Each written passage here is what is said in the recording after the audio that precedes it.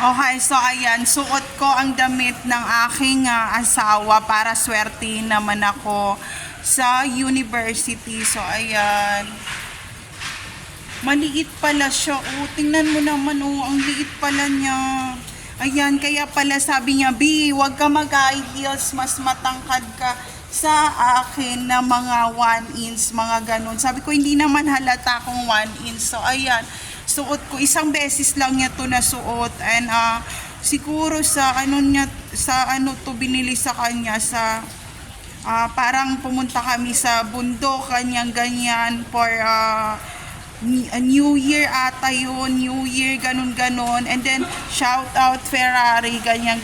And binili ko to sa kanya. And then, very sensitive siya, sabi niya sa akin, B, yung mga damit ko, wag mong ipamigay yan kahit na mawala ako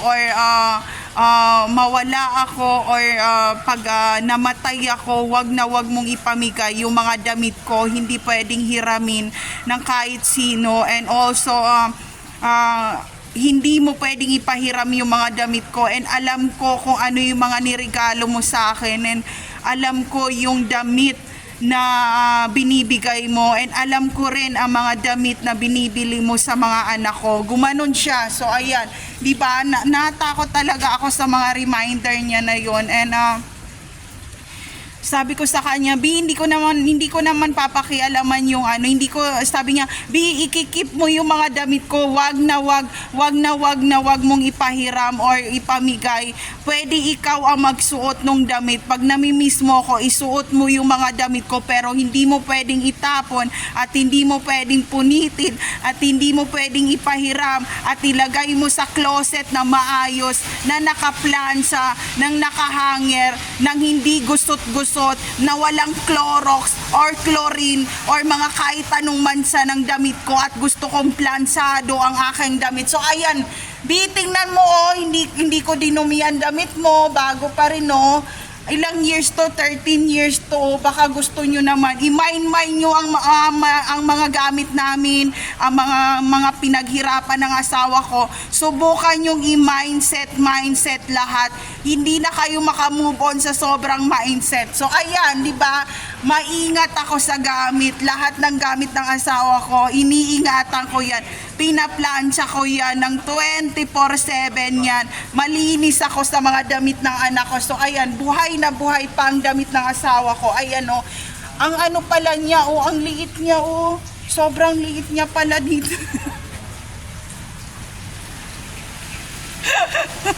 So ayan, shout out Ferrari. Wala nang Ferrari, nakaw na nga ang Pearly, magpe-Ferrari pa ba?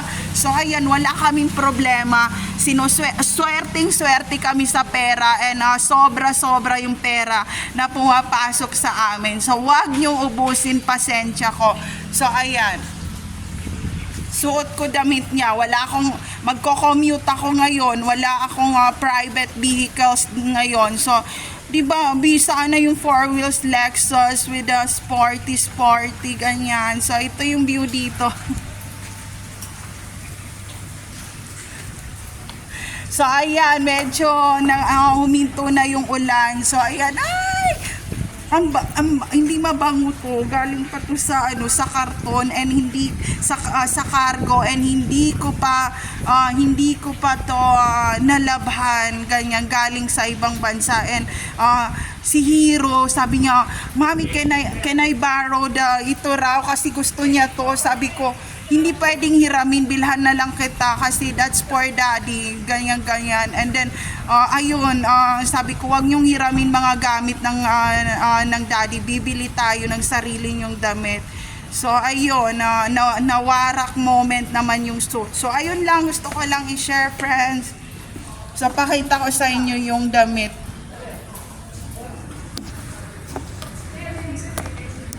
Ay, nahuli.